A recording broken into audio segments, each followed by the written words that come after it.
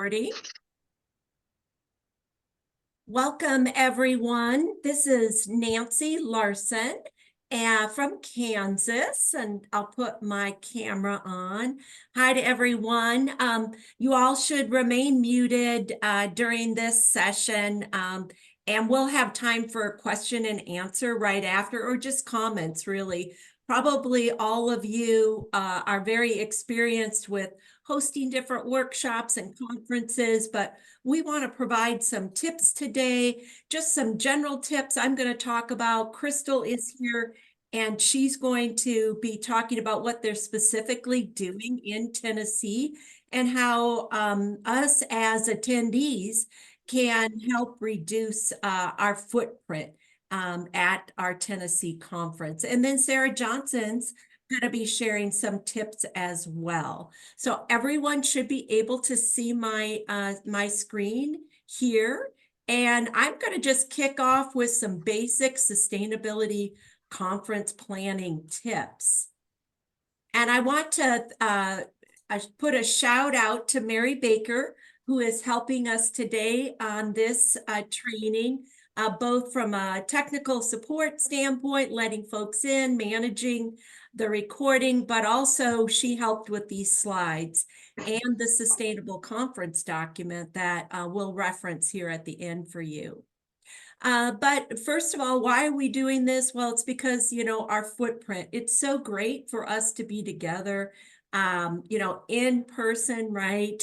And be able to share so much. We know how much in-person networking can mean versus just, you know, meeting virtually like we had to do during COVID.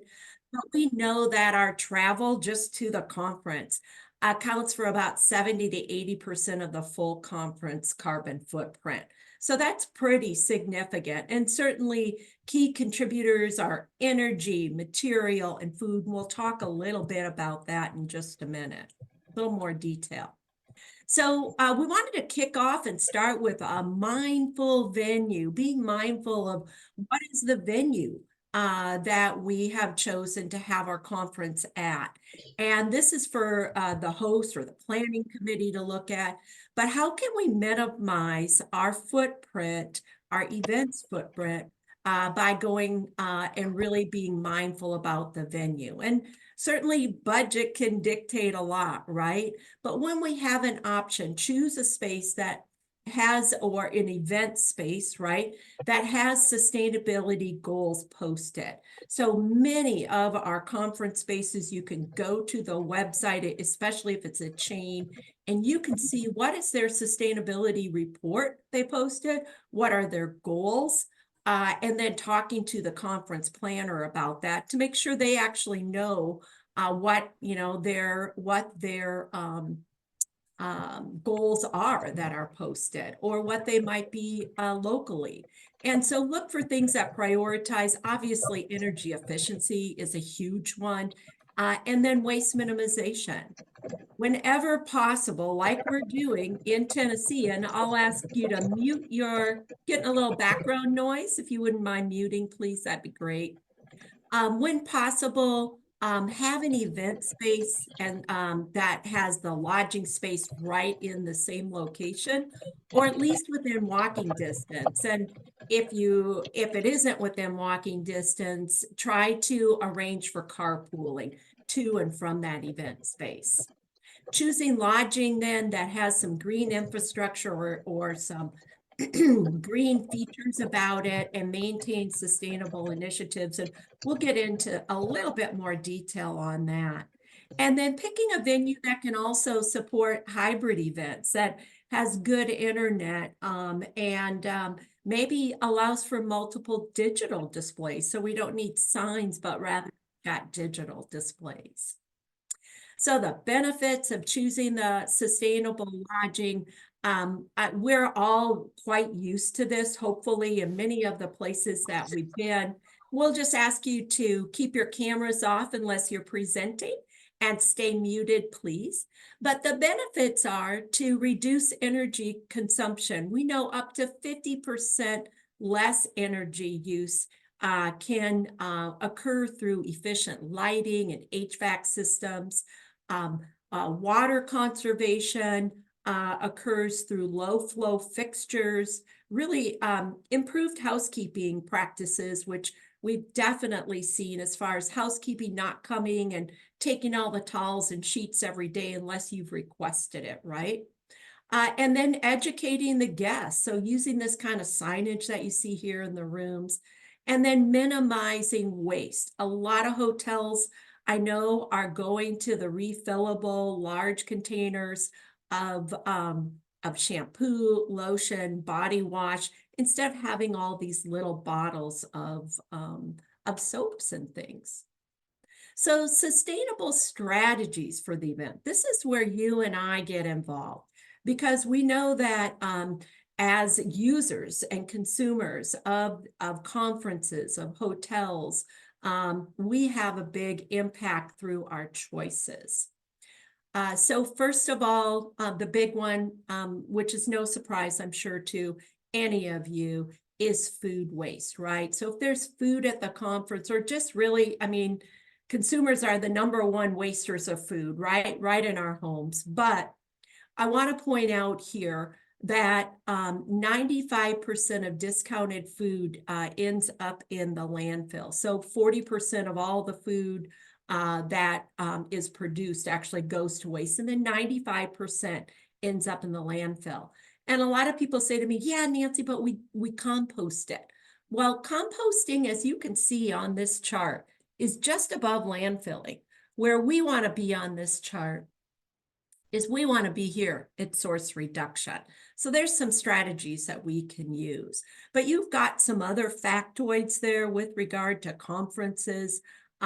We typically generate, according to Eventbrite, we generate 3 to 5 pounds of waste per attendee, with food being wasted as the largest contributor. There's a lot we can do about this, though. So tips for the catering events and reducing food, and just reducing our footprint. One of the big things, right, is to use durable and reusable plates, silverware instead of disposables.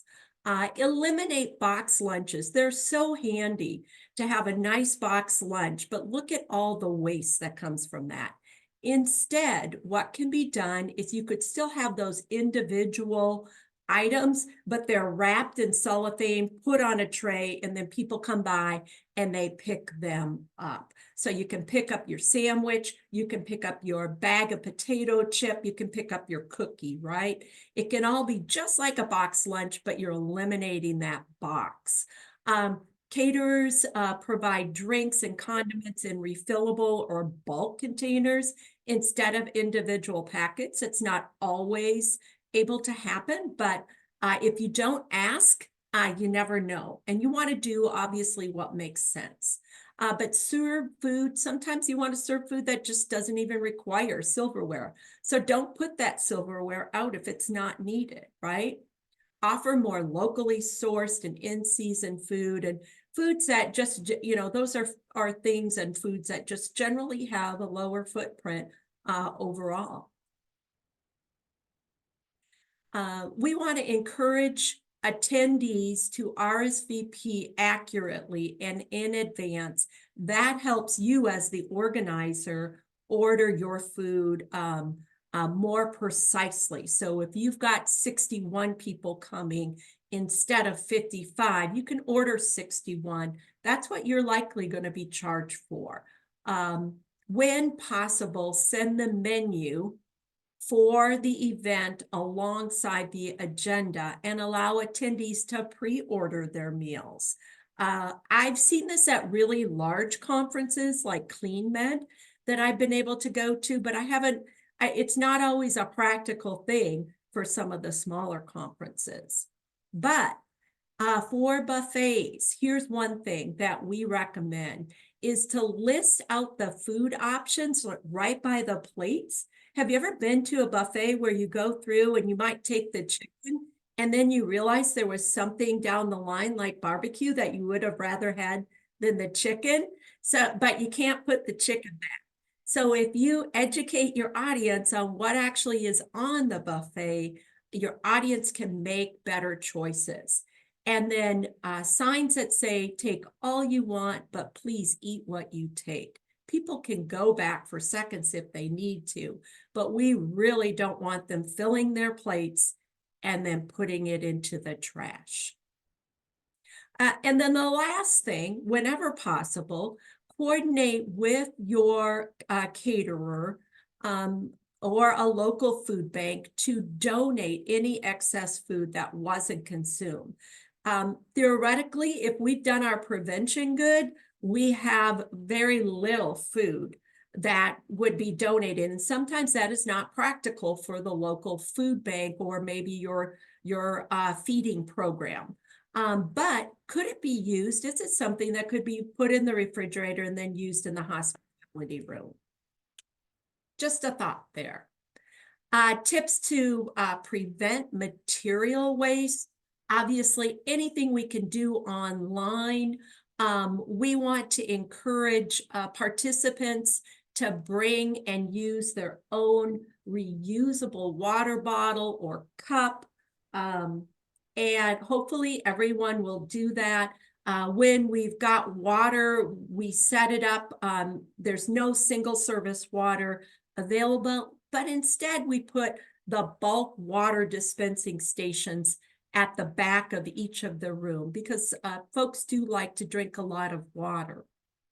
Replace swag bags with digital downloads or freebies if that's appropriate and possible. Using digital agendas or handouts, using QR codes that you put at tables so people can easily access maybe the bios or any of the documents that you want to have available digitally.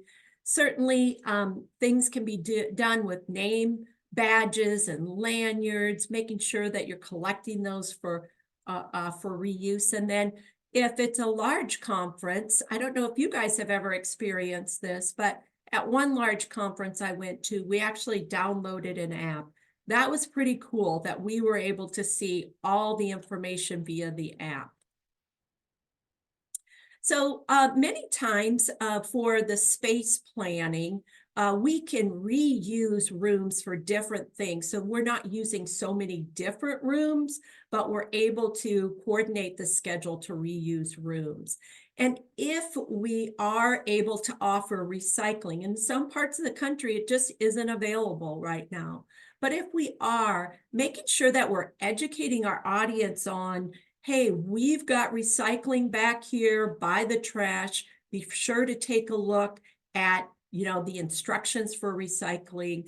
And again, that component of just educating our attendees on what is available and how we're trying to host a sustainable conference can go a long way. So finally, I just want to share that we have this conference sustainability tips document. It resides at the annual training page. This is the second year in the row. We've had it here. This year we updated it slightly. And so that is there for your use. It's got very similar tips to what I just went over, just in a little less detail. So with that, I would like to stop sharing and introduce Crystal Warren, which most of you already know. She is hosting, her along with Donovan Grimwood, are hosting our 2024 annual training. Crystal. We don't have your audio, Crystal. I hit the wrong button. Both buttons. Thank you, Nancy. Hey, everyone. Thanks for attending this webinar, and give me a few seconds while I share my screen.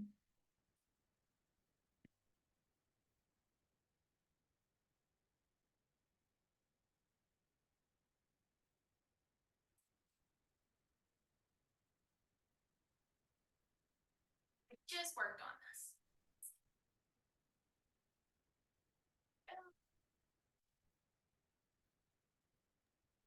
So we're just seeing your notes page. And I'm looking for the button that I just used. One second.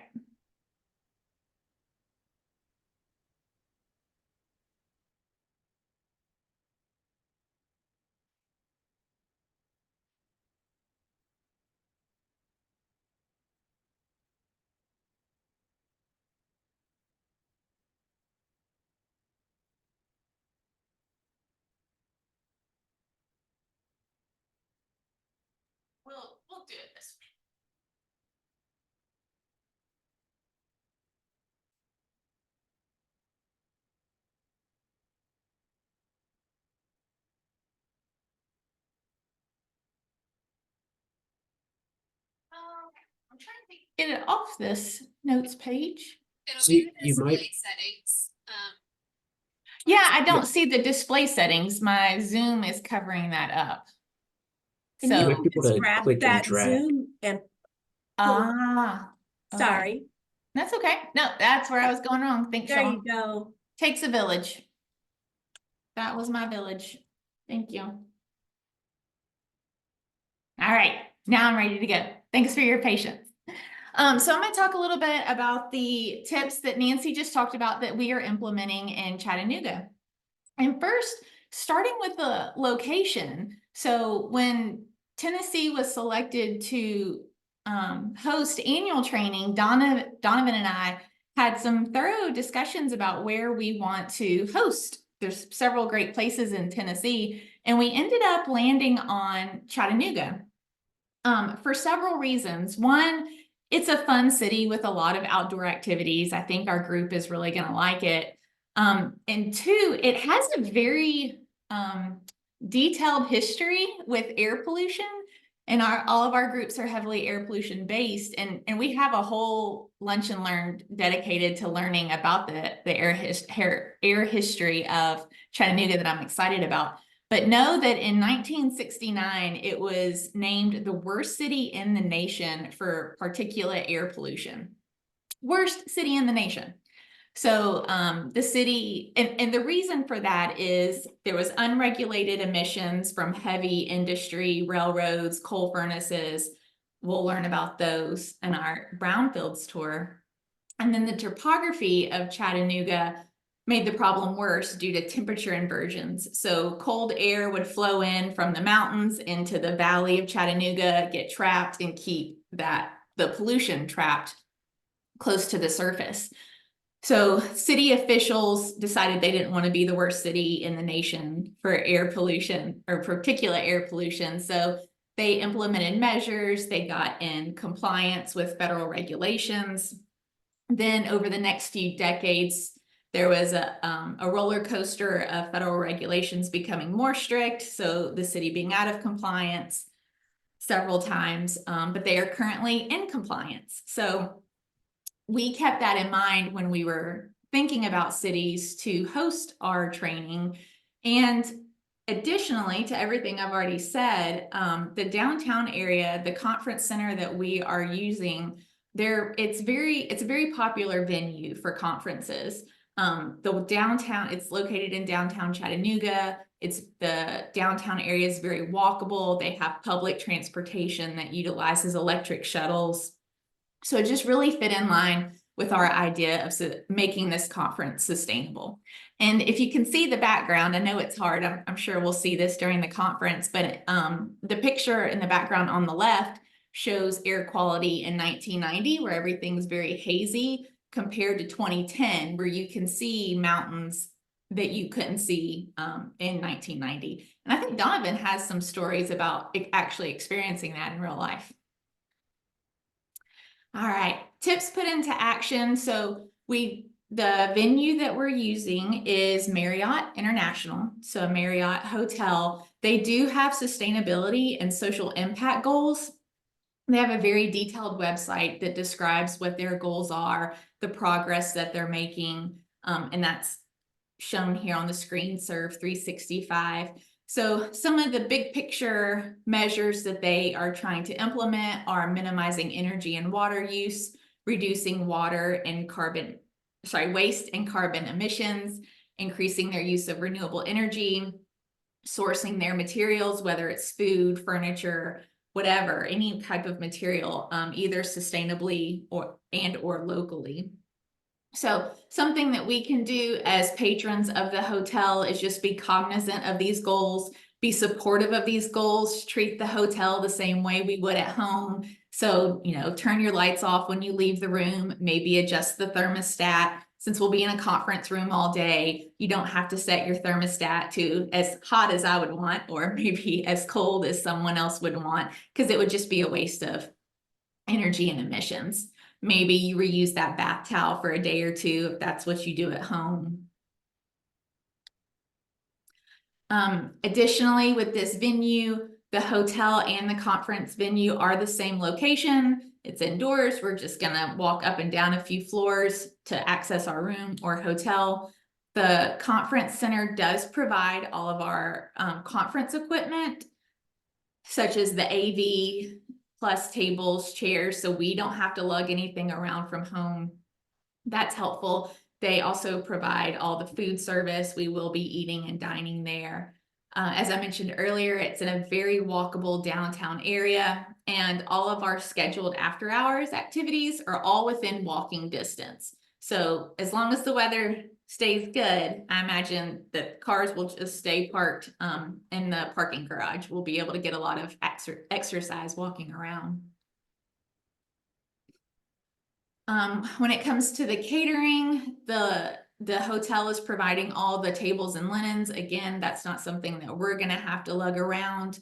We did talk to them about ensuring that we only have reusable serveware and utensils, no disposables. We explained that we want to generate as little waste as we can. As Nancy mentioned, the beverages will be sold or served in bulk. So we'll have bulk water containers, bulk coffee, and in addition to that, condiments will be served in bulk as well. So if you think about your sugar or your creamer for your coffee, those are going to be in pots or little bowls instead of individual packets. Another thing is we do have healthier options being served. And one of the ways that, well, let me back up. So as y'all know, we're using some of the grant money from EPA to cover food costs for this event. And one of the ways we were able to get that justification from EPA is we agreed to serve healthier food. So we'll meet those vegan and vegetarian options, as well as just implement ways to reduce waste as we serve food, which goes into our next bullet of food waste. So as y'all know, on the registration, we asked for each day that you would attend, Tuesday, Wednesday, Thursday, and that was to keep track for food purposes. So we're gonna only serve the amount of food based on the number of people that registered. We will have signs to reduce food waste, and I have an example of that on the next slide. We'll also list the food options that are being served, just as Nancy said, so you have an idea of what's ahead and you're not filling up your plate with food you don't really want. The compost was an interesting conversation because we had a chat with the hotel on composting, and our event liaison said, I don't think we can compost. I don't think that's allowed. And it is in Tennessee. In fact, regulations were passed just last year to make food waste donations even easier. So our event liaison didn't think you could do anything with the food waste. She thought it had to go in the trash can. But we asked her to look into it. And so they are going to be able to compost our post-consumer food waste. So that's exciting. And as I mentioned, we'll have vegetarian and vegan options offered. Here's an example. You will likely see this sign, or no, something similar. You'll see a similar sign on the buffet table. Please only please only take what you will eat. You're welcome to come back through the line as many times as you want. And I'm definitely that person. I go back 2 and 3 times through a buffet line. I love a buffet. But just to make our patrons, our attendees aware that let's not waste food. And then for material waste, I did mean to mention this earlier and I didn't. We don't plan on having a lot of decor associated with this event. And the really girly part of me, that makes me really sad. But the practical side of me thinks we don't need decor that's going to be used one time and going to end up in the trash can. It's just not necessary. We're going to have a great time fellowshipping and networking. We don't need the decor. So with that, for any waste we do generate, there are recycling bins located throughout the venue for plastic, aluminum cans, and paper. We are generating name tags and lanyards. Fortunately, we have a ton in our office. So the name tags, the plastic things that hold your name, and the lanyards are reused from other events. So our group is continuously reusing the same name tags and lanyards. Also, one thing I'm really excited about is our swag. So every attendee is going to get a bag of swag to promote Tennessee and hope you feel welcome here. Most of the items are made in Tennessee, and as many items as we could were made in small and local businesses. So here's an example of some of the swag. I love food, so I assume everyone else does food. So we'll have a couple treats, couple goodies from food manufacturers in Tennessee, throughout Tennessee. So some of them aren't small businesses anymore. Some of them are large, but some of them still remain small businesses. We did utilize a small company, local business in Nashville to purchase some mugs for all the attendees. And then in the bottom right-hand corner is a dishcloth with the outline of Tennessee. And while that was made just over the border in North Carolina, it was still a small business that made those, and they're dishcloths so everyone can take them home and reuse them. We tried to keep that in mind with our swag, is making it either edible so there's no waste, or actually functional if you take it home. And then the last aspect that I have is transportation. So I mentioned earlier that Chattanooga does have public transportation and they utilize electric shuttles. We are partnering with that transportation authority, the Chattanooga Area Regional Transport Authority, and they are providing the electric shuttle for our group tour on Thursday when we go on the Brownfields tour. So I'm really excited about that partnership. We'll be able to utilize the electric shuttle. And that is all I have about our specific group, unless y'all want to ask any questions, or we may be saving that for later. Great. Thank you so much, Crystal. We'll take questions at the end, or comments or other recommendations. Right now, I want to toss it over to Sarah Johnson with New Hampshire, and she offered to provide some tips on neurodiversity for in-person events. And I really appreciate this opportunity for her to share this and for us to learn. So Sarah, you can see my screen, right? Yes. So thank you for this opportunity. I recently, well, I'm currently in a DEI training program, and the first guest speaker they did for our discussion was about ableism. And I thought I was doing a really good job with people with physical challenges when I was picking a venue outside my building. My building is set up pretty well for people who are in wheelchairs and visually, and we have American Sign Language available. But when I go outside and use a different venue, I'm pretty good at finding a good spot that has that. After taking this ableism class, I realized I was missing a whole section of our of people and attendees who may have neurodiversity challenges, and I need to, and I can very easily implement some of these suggestions that they talked about. And I wanted to share that with all of you, since we all manage workshops, webinars, in-person events, meetings, public hearings.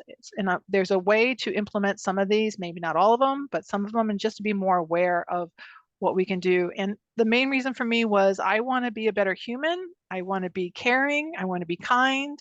I want to be inclusive, and I'm still learning. So please share other opportunities with me. And that's just really important to me. And which starts with the first one with neurodiversity. The definition of it is very very diverse, actually. It could be someone who's on spectrum. It could be someone who has anxiety or anxiousness. It could be some people who have some physical difficulties, whether it's a learning disability or even a nursing mother, because they're nervous about getting up to when they can go pump, or will they have time to pump during these workshops? And where would they pump during these workshops? It can be people who are just other things that makes them anxious, and other physical reasons that could cause them to have anxiousness. So one of the first things they recommended was to have, and I'm sure Donovan will do a nice welcoming statement, but also to include some inclusiveness within that statement to say, we're here, we're learning, please help us learn more, do more, we're all welcome. And that's always a nice way to start out any webinar, any meeting that you're having. One of the suggestions was to provide an agenda and the presentations ahead of the event, almost like a week and ahead, because some people with learning disabilities or reading, they need that ahead of time so they can understand that. Plus, they can come up with really good questions then because they've already reviewed the material, and then they can focus on the presentation while they're there. It's just a way to think about how different people learn different ways. Also providing that agenda again at the event. It can be in a QR code or on paper. I know I have an issue with the paper issue, but it does help people with neurodiversity. And the mainly reason is for number 4.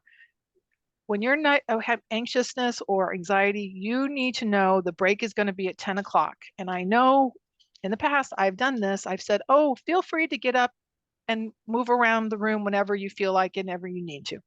Well, if you have anxiety or anxiousness, you don't want to bring attention to yourself. You're not going to do that. So then you're sitting there in that seat trying to hold it together for when that break comes on, so you're not paying attention to what you're learning. And we don't want that. People come to learn, and we're here to share and to teach. And so we need to do what we can to assist them in that manner. So really hitting those breaks. And I know it's really difficult to tell a speaker you're done at 10 o'clock, we're taking a break. But if you speak to the presenters beforehand to say, hey, you can talk during break, you can talk during lunch, you can talk afterwards, you can exchange business cards. There's all sorts of ways you can communicate with the people that attend these presentations and not go over. It's just really important to have those set times and actually commit to having those set times. And as organizer, that's on us. The other thing they suggested was clear directions within a venue. And I've been known to do this at my various locations to say, oh, the bathrooms are just out the door to your left. That's not very clear. You need to be very clear. Here are the directions to the male bathroom or gender neutral bathrooms or female bathrooms. Here's where we will meet in case there's an emergency and we have to leave the building. This is where we're going. If the fire alarm goes off, we're going to go through these doors. We're going to go down this stairwell. We're going to meet here and we're going to take a count. That it could be a nervousness for anxiety for someone. Also, where to go if a phone call comes in, where do I stand so where I can not disturb everyone. All those clear definitions for safety, restrooms, emergencies, you need to actually be very clear about those designations. We did talk a lot about dietary accommodations, and I am all for that. What we didn't talk about much was food allergies. Food allergies can be really scary for people where they could really get super sick and have EpiPens and have to call a 911 if they get something they're allergic to. So creating a space where that food for gluten-free allergies is not on the buffet with everybody else's, because we don't want people to take that because it's specifically set aside for that person who really needs it. And to somehow come up with a way to whether it's tickets or talking to them and have a different person that works at the venue to make sure that they get their food that they need so they don't have to worry about that all day and being worried about accidentally eating the wrong thing. I know when I was a vegetarian and I would put down that I'm a vegetarian, and by the time I went through the buffet, people had taken my vegetarian meals and I would have to go without or just eat bread, or just plain salad, when everybody else was eating great stuff. And it was a little frustrating. So it's just another way to consider other people's needs. And the other thing that I thought was really interesting was how we set up tables. We love our circular tables with 8 chairs. And if you're not neurodiverse, that might be too many people for you to handle. So try to mix things up with your chairs. Some have groups of 8, have groups of 4, have groups of 2, have chairs that are at the back of the room, on the side of the room, all around randomly, so people can choose where they will be most comfortable and where they will learn the most. And then the goal is for them to learn and then take it back and implement. And if you're in a situation where you're not comfortable, you're not going to get the most out of it. So I shared this blog that I found.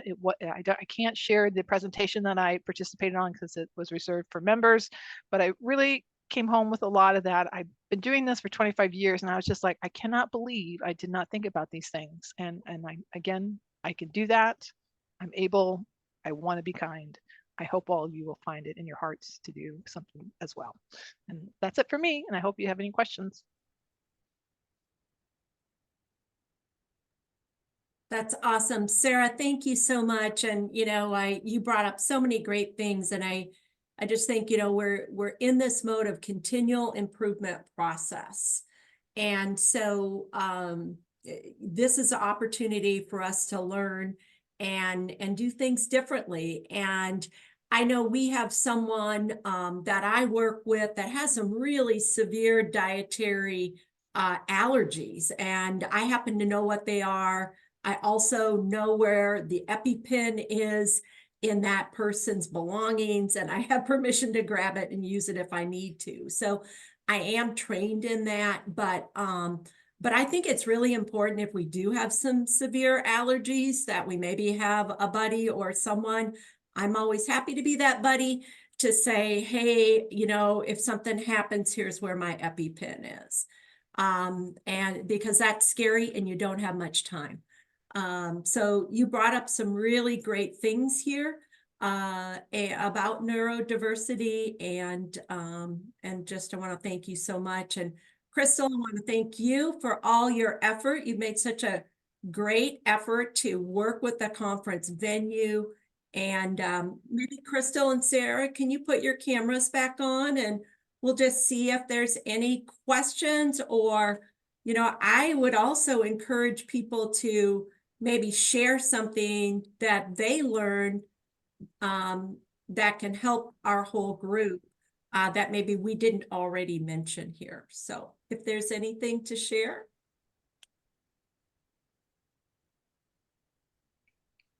I told Nancy this when we talked about it earlier. I don't know how y'all feel about the sign about taking only what you'll eat and come back through the line as much as you can. I have a family member that I'm going to share that with during our family holidays, because he just he just fills up his plate as his eyes are bigger than his stomach. So there's a lot of wasted food. And I think it's going to be a little contentious, but I'm ready for it. So I really appreciated Nancy sharing that signage with me. I think it's great that you spoke early to the conference organizers, and it's amazing what other things. I happened to be on the call with Crystal when we met with the conference organizer, and she offered, these other things that we hadn't even thought of. And so they are very proactive. And so doing that and asking them, hey, do you have some other suggestions? Because they've likely had other groups that have come in and asked for these same types of things, and maybe develop some things that they know save them money and reduce waste and help them with their sustainability goals, and they can teach us as well. Okay. Something that I've heard when it comes to zero waste events is that a lot of attendees really appreciate it when there's some data that's gathered at the end of how much did we actually reduce or how much did we recycle, and then publicly sharing that information with the attendees or with others kind of helps generate a message of, yes, we actually did this and we are successful and here are some paths forward, and it just helps kind of develop a little bit more of a community feel. Yeah, I'll see if we can track that. And that could even be like, how many times was the bulk water container refilled, and know that it's 5 gallons and that equates to however many water bottles, and know that, okay, we saved so many water bottles because we used bulk water. Yeah, I think we can make that happen. We'll at least ask.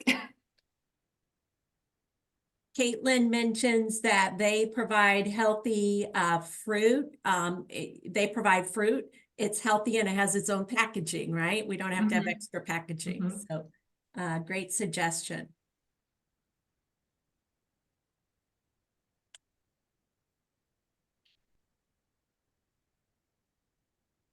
Okay, Well, if there aren't any other comments or suggestions or questions, we So, just want Nancy, I have a comment. I mean, beyond incredible presentation here today. Like, that was amazing. Thank you so much. I loved it. Learned so much.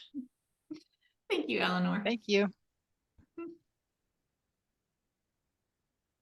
That's what it's all about, learning every day, right? That's why we love our jobs and we stay in them, man. There's so much to learn. You know, from event hosting to environmental compliance and pollution prevention.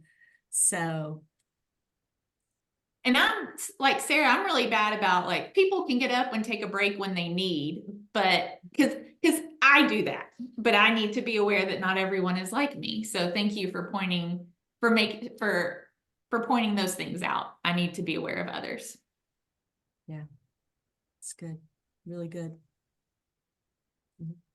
All right. Thanks, everyone. This session was recorded and will be available on our YouTube site as well as our website subcommittee page. So have a great day and we'll see most of you next week. Looking forward to it.